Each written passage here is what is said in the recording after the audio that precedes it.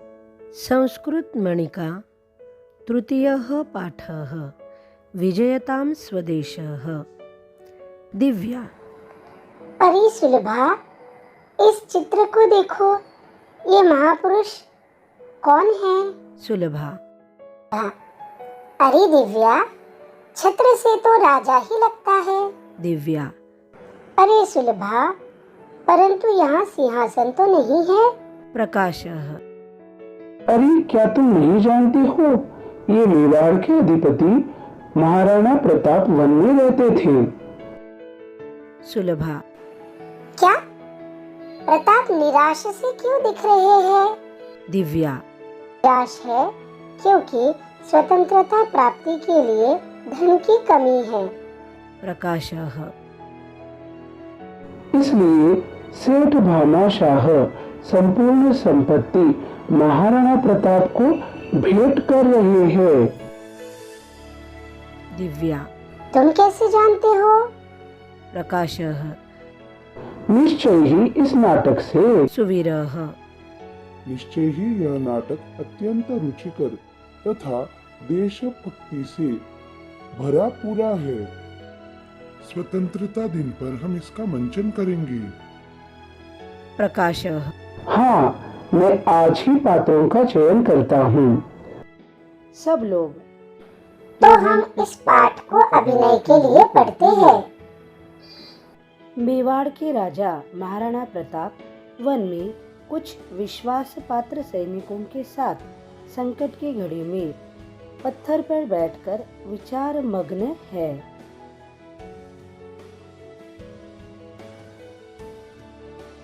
स्वदेश की रक्षा के लिए युद्ध करते हुए उन्हें अनेक साल बीत गए।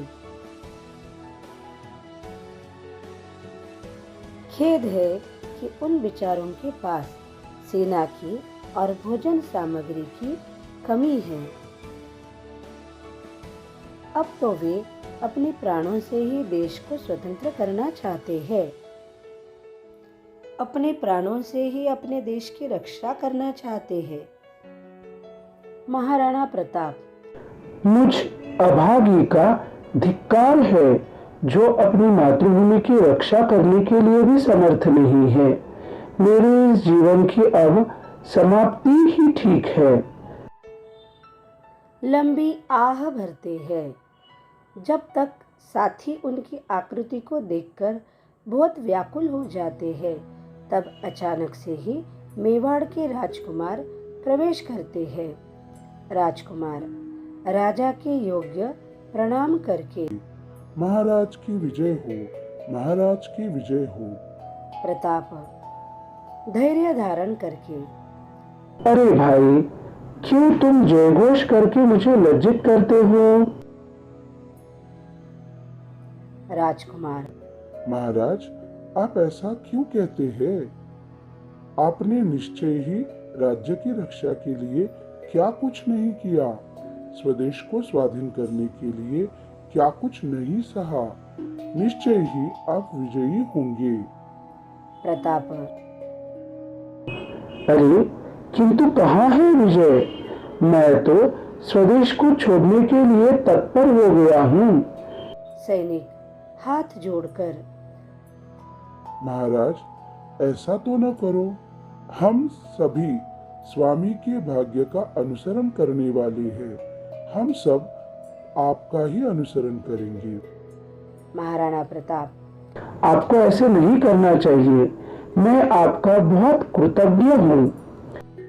वीरों ने धीरों ने देश का बहुत उपकार किया है। स्वदेश में रहते हुए ही देश की स्वतंत्रता के लिए आपको प्रयत्न करने चाहिए। सब सैनिक देश की रक्षा के लिए हम कटिबद्ध हैं।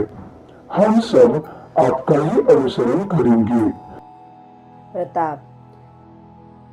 जैसा आपको ठीक लगता है, यह प्रदेश अब हमें छोड़ना चाहिए। प्रताप निकल जाते हैं। सैनिक भी उनका अनुसरण करते हैं।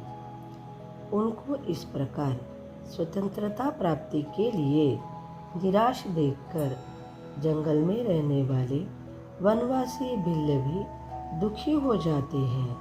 पहला भिल्ल। धिक्कार है, कैसा समय आ गया है। देशभक्त प्रताप भी अपने देश को छोड़कर दूसरे स्थान के लिए चल पड़े हैं। दूसरा भिल्ल। न जाने इस मेवाड़ देश के भाग्य में क्या लिखा है। अरे रे, निर्दयी भाग्य, देशभक्त पर तो दया करो। तीसरा भिल्ल। यह बेचारा जीवित सामग्री तथा युद्ध सामग्री के अभाव के कारण उदास है। हे परमेश्वर, हे भगवान, दया करो। मातृभूमि की इस दुर्दशा को हम अपनी आंखों से नहीं देख सकते। सब भिल्ल विलाप करते हैं। एक सैनिक।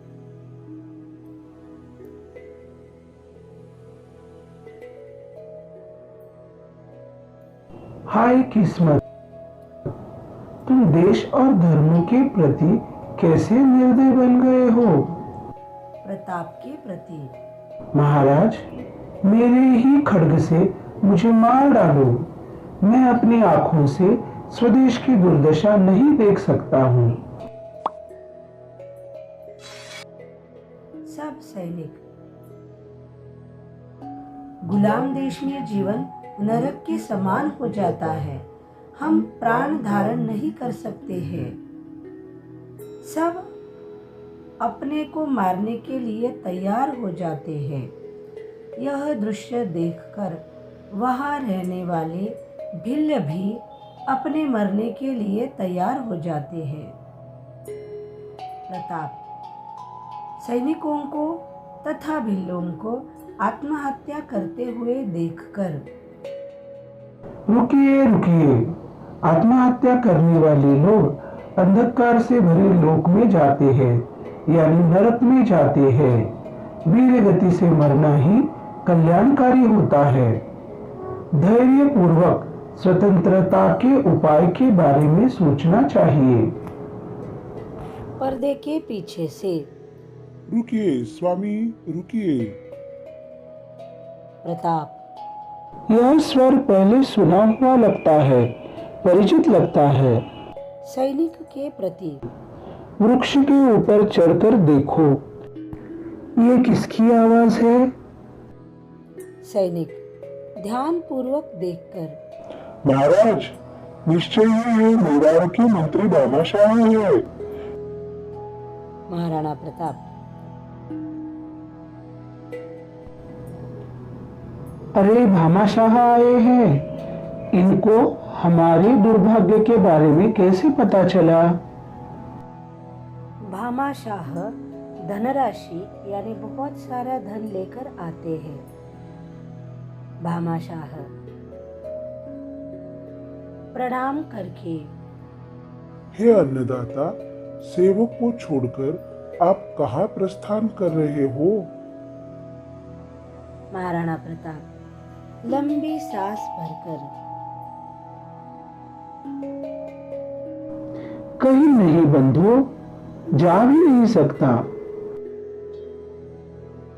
धन तथा सेना के अभाव में देश की रक्षा के लिए हम सब व्याकुल हैं।